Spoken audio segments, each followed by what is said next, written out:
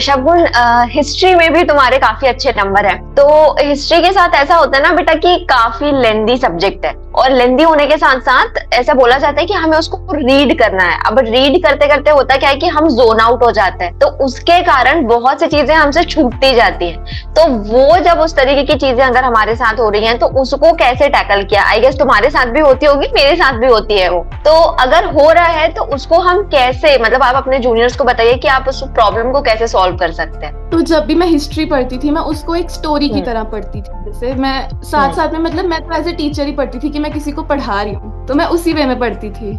तो उससे मेरे को बहुत हेल्प मिलती थी। तो हिस्ट्री में ऐसे स्टोरी की तरह, और बीच बीच में होता था कि नींद आने लग जाती थी हिस्ट्री पढ़ते पढ़ते। तो उस टाइम पे फिर मैं थोड़ा सा ब्रेक लेती थी 10 to 15 मिनट्स का, और फिर वापस से स्टार्ट करती थी। सो मीन्स अगर मैं इसको समराइज करूं तो एक्टिवली आपको पढ़ना है, थोड़ा सा इंटरेक्ट होते हुए।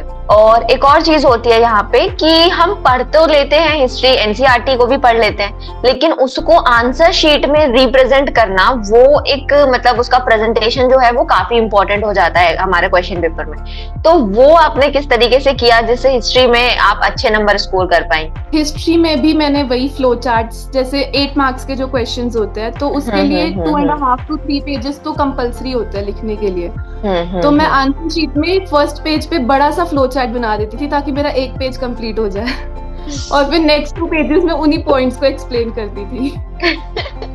हाँ, ये तो खैर सही बात है। ये जब हम लोग आंसर्स राइटिंग की स्ट्रेटेजीज बताते थे तो हमने भी ये चीज डिस्कस करी हुई थी कि भाई पहले फ्लो चार्ट वगैरह आपको बताना है। अच्छा बेटा, हिस्ट्री का जो एक बच्चों के मन में सबसे बड़ा डर होता है वो होता है ईयर को लेके, मतलब टाइम एंड डेट्स को लेके। तो अगर आपको उन्हें याद रखना है लंबे समय तक, एटलीस्ट एग्जाम तक, तो उसके लिए क्या आपने टिप्स ली हुई हैं? मैंने एक चार्ट सा बना लिया था प्रॉपर, जैसे हर एक चैप्टर में जो इम्पोर्टेंट डेट्स थी वो मैंने उस चार्ट में लिख ली थी, और मैं रोज उसको एक एक बार रिवाइज जरूर करती थी। तो उससे वो डेट्स मेरे दिमाग में रह गई, और अभी तक मेरे को याद है, सीयूईटी तक तो याद है मेरे को।